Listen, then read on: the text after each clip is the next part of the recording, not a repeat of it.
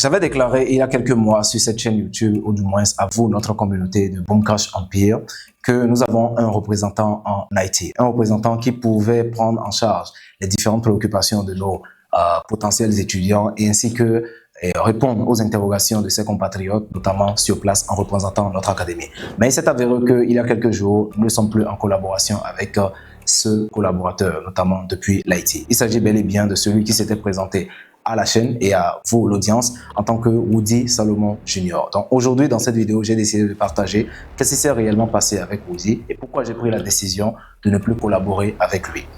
Avant d'entrer dans le vif du sujet, rassurez-vous d'être abonné à la chaîne parce que je vois qu'il y a beaucoup de personnes qui suivent nos vidéos et qui ne sont pas abonnés à la chaîne. Abonnez-vous à la chaîne tout de suite et surtout, dans les commentaires, dites-moi si vous aimeriez que j'aborde un sujet particulier qui vous intéresse. Et dans la description de la vidéo, vous allez aussi retrouver les liens qui vous permettront de nous contacter et travailler avec nous si vous souhaitez booster votre activité de trading. Pour avoir quelque chose, il faut en payer le prix. Tant que vous n'abandonnez pas, vous avez 100% de chance de réussir.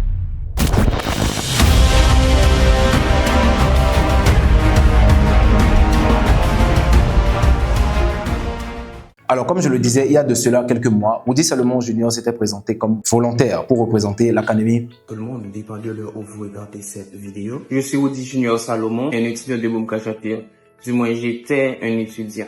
Maintenant, je représente Boom Crash Empire dans mon pays, qui est Haïti. Ça fait plus de 3 ans que je cherchais un coach, un bon mentor dans le domaine de trading, qui est un métier comme tous les autres métiers. Avec l'académie Boom Crash Empire, et ses différentes pédagogies du travail, les séances de coaching, les webinaires, les récaps hebdomadaires dans le sein de l'académie. Le trading pour moi, par la grâce de Dieu et l'aide de l'académie Boom Crash Empire, devient un succès total.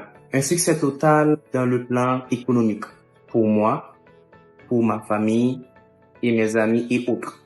Je présente Boom Crash Empire dans mon pays, c'est parce que je remarque beaucoup de jeunes qui ne savent pas la puissance de ce métier, ou du moins ils ne sont pas conscients de ce métier qui peuvent les aider sur le plan économique. Ma vision au sein de Boom Crash Empire, en tant qu'un représentant en Haïti, Boom Crash Empire en Haïti. Et sur cette base, nous avons essayé de collaborer sur pas mal de choses ensemble. Et j'avoue que de fil en aiguille, ma confiance en ce collaborateur a beaucoup augmenté, ce qui a fait que je me suis vraiment ouvert à lui, je le prenais vraiment comme un frère et tout. Et on estimait même un jour se rencontrer, peut-être ici à Dakar ou moi en Haïti, etc. Donc en dehors de ça, bien sûr, je savais qu'il avait aussi ses propres compétences, qu'il avait aussi ses propres activités qu'il faisait et tout ça. Mais on avait un objectif qui était commun, celle de travailler sur l'ambition de Boom Crash Empire, qui est de créer 1000 millionnaires en trading en Afrique francophone. Et je pense que depuis que nous avons ouvert cette chaîne, nous avons tout le temps partagé cette vision avec vous. Notre ambition, notre objectif, c'est de créer 1000 millionnaires en trading en Afrique francophone. Donc, sur cette base, bien sûr, je ne pourrais pas le faire seul avec la charge de travail, avec mon emploi du temps, avec tout ce que je fais en association avec mon activité qui est le trading. Donc, il me faut des bras forts, il me faut des personnes qui pourront m'épauler, m'accompagner et me supporter dans cette vision. Donc, c'est dans cette lancée que j'ai lancé un appel à la collaboration depuis l'international. Actuellement, Dieu merci, nous avons un collaborateur au Bénin, nous avons un autre collaborateur au Burkina, au Mali, bientôt au Niger, etc. Donc, nous sommes vraiment en Côte d'Ivoire aussi. Au passage, je salue mon frère Kofi qui fait un excellent travail là-bas en Côte d'Ivoire. Donc, on est vraiment en train de travailler sur cette démarche-là de telle sorte que les choses puissent être simplifiées et permettre à la communauté de progresser.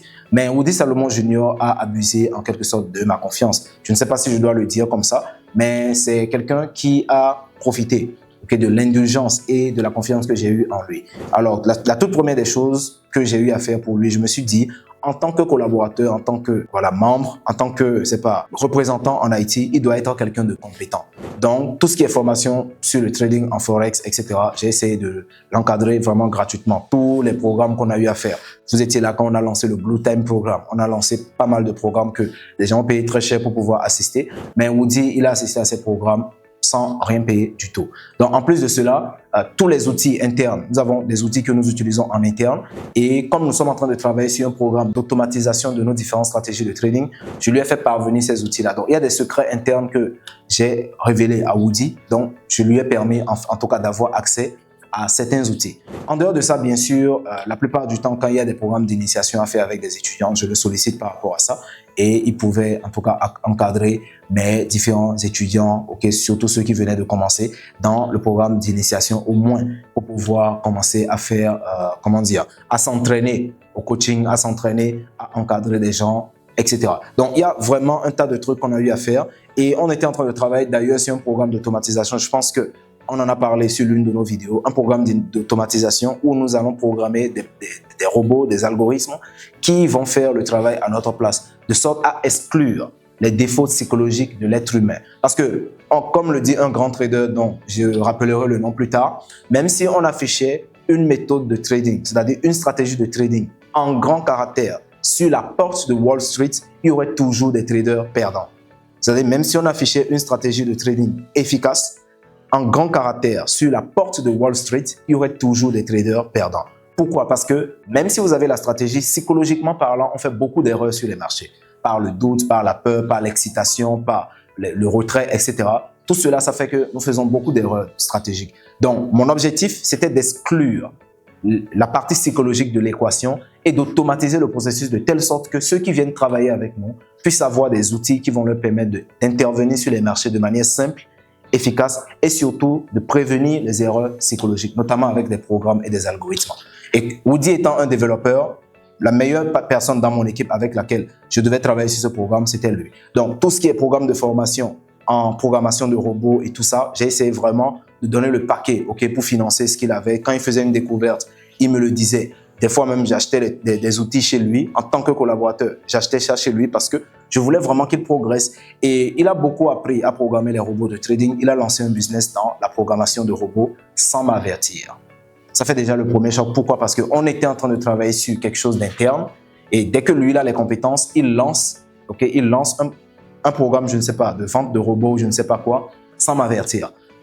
Au prime abord, ça m'a fait un truc, mais je me suis dit, bon, il vaut mieux qu'on reste en collaboration. Donc, je l'ai appelé, je lui ai dit, écoute, on peut toujours collaborer sur ça, au sein de Boom Crash Empire. Donc, ce qu'on va faire, tes compétences en programmation de robots, on peut mettre ça sur le site de Boom Crash Empire de telle sorte que les traders qui veulent automatiser leur processus, on puisse les aider à programmer un robot de trading qui peut trader leur stratégie de manière efficace. Mais on ne peut pas lancer ce programme tant que ce n'est pas approuvé. Parce que tout ce que je mets sur le marché, il faut que ce soit des choses qui sont approuvées. Et de telle sorte qu'une fois sur le marché, ça soit sans faille, ou du moins avec le minimum de failles possible. Mais je pense que dans sa façon de répondre, dans sa façon d'être, il n'a pas voulu en fait qu'on fasse cette collaboration. Et donc je me suis dit, bon, ok, cool, il n'y a pas de souci à ce niveau. Mais ce qui a vraiment fait déborder la goutte, ou bien la goutte d'eau qui a fait déborder le vase, c'est le fait de voir Woody utiliser mes tests, utiliser mes outils, utiliser en tout cas des choses que nous avons personnellement l'habitude d'utiliser au sein de notre académie pour lancer son propre programme de coaching.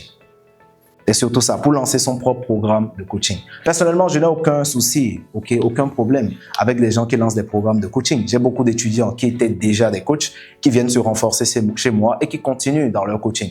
Moi, ça me fait plaisir de voir mes étudiants donner du coaching parce que qu'on le veuille ou pas, je ne peux pas former tout le monde. Si aujourd'hui, on m'amène tous les jeunes qui veulent apprendre du trading, aujourd'hui, dès demain, même si chacun est prêt à payer 1 million pour apprendre chez moi, si je me retrouve face à 2 millions de jeunes que je dois former, je vais m'éclater. Donc, techniquement parlant, je ne peux pas former tout le monde. Donc, il faut que je passe le relais de telle sorte que d'autres personnes puissent faire le travail de leur côté. Mais venant d'un collaborateur sur lequel nous avons des choses en commun, nous avons des choses à partager et dont il est conscient de certains secrets de notre académie, pour moi, il est intolérable qu'un collaborateur, à mon insu, utilise nos tests, utilise nos outils, utilise bref tout ce qu'on a mis sur pied pour pouvoir lancer lui seul de son côté. Donc pour moi, j'ai vu ça un peu comme quelqu'un qui s'est juste intrus dans notre académie pour apprendre certaines choses, pour avoir accès à certaines choses et l'utiliser pour ses propres intérêts égoïstes. Donc pour moi, je me dis, on ne peut pas avoir un pied dedans et un pied dehors. Soit on est ensemble, soit on ne l'est pas. Et si tu veux lancer un programme de formation ou bien un programme de coaching, je ne sais quoi, parce que je connais ton niveau, tu es mon étudiant. C'est pas comme s'il était rentable, etc. Et il peut se permettre de donner du coaching. Mais s'il a envie de jouer à ce jeu-là, comme la plupart des coachs sur Internet, personnellement, il peut le faire. Je ne lui interdis pas, mais moi, il ne peut pas collaborer avec moi. Parce que moi, je collabore avec des personnes qui sont sérieuses, sincères et vraies. Parce que je le suis aussi.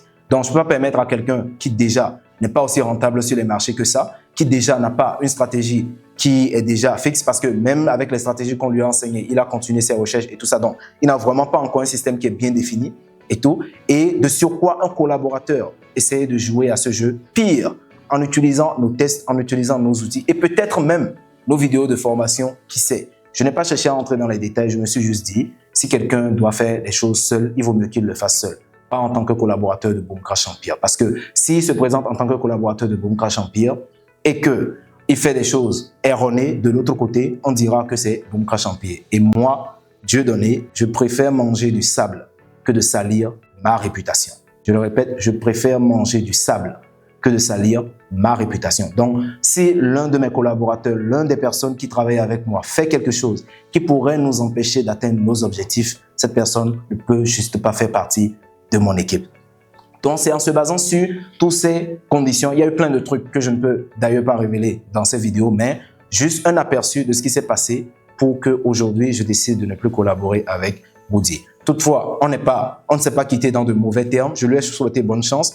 Il m'a souhaité bonne chance. Et la conversation s'est arrêtée. Donc, on sait qu'on ne va plus collaborer ensemble. Si peut-être la vie décide de nous regrouper par une autre manière, on va le faire. Mais pour le moment, on ne peut plus collaborer côté trading. Donc, c'était juste pour vous informer que Woody Salomon Jr. n'est plus notre représentant en Haïti. Peut-être on trouvera un autre représentant, de surcroît quelqu'un d'un peu plus sérieux. Mais pour le moment, nos représentants se trouvent essentiellement au Bénin, au Burkina Faso, au Mali et en Côte d'Ivoire. Donc, tous les contacts sont balancés au fur et à mesure dans nos différents canaux, dont vous retrouverez d'ailleurs les liens dans la description. Et si une personne doit vous contacter de la part de Boom Crash Empire, cette personne doit vous orienter sur le site de Boom Crash Empire. C'est la seule preuve de l'authenticité de l'offre qu'il est en train de vous faire. Tout ce que nous proposons figure sur notre site web.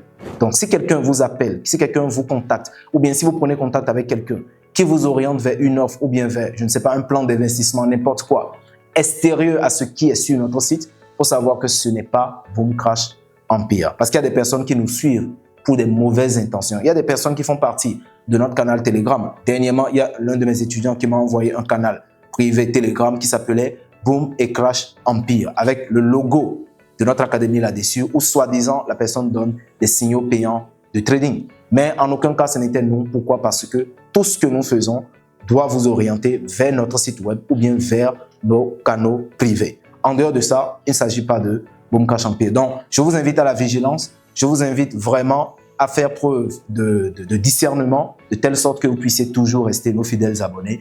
Et ensemble, nous allons progresser vers un avenir meilleur. Mais de cette histoire, comme d'habitude, je retiens toujours des leçons. Pour moi, ce n'est pas une déception parce que ce n'est pas la première fois qu'un collaborateur foire notre collaboration. Ok, ça arrive tout le temps. En tant que chef d'entreprise, c'est vraiment votre quotidien. Vous allez rencontrer des personnes qui vont vous piquer dans le dos, des personnes qui vont vous insulter à votre insu, des personnes qui vont vous faire des trucs qui vont tout chambouler et même des personnes qui peuvent entraîner la faillite de votre entreprise. C'est le jeu du business, c'est la guerre. Mais de cela, je retiens quelques leçons qui pourront peut-être vous être utiles dans vos propres activités ou du moins si vous dirigez une entreprise, ce à quoi vous devez prêter attention en étant en collaboration avec qui que ce soit. La première des choses, ne révélez jamais la totalité de vos secrets. Okay? Il peut arriver que oui, par la collaboration, voilà, le côté humain prend le dessus sur le côté professionnel et ça peut vous arriver vraiment par indulgence de partager certains secrets professionnels avec tout le monde. Si Coca-Cola avait commis l'erreur de le faire, je pense qu'aujourd'hui la marque aurait disparu. Si les marques de boissons que vous connaissez avaient commis l'erreur de révéler le secret ou bien la recette secrète de leurs produits à leurs collaborateurs, je pense qu'aujourd'hui, il y aurait beaucoup de marques qui auraient disparu. Et je pense que c'est la même chose entre Lamborghini et Ferrari. Ferruccio Lamborghini était un employé chez Ferrari.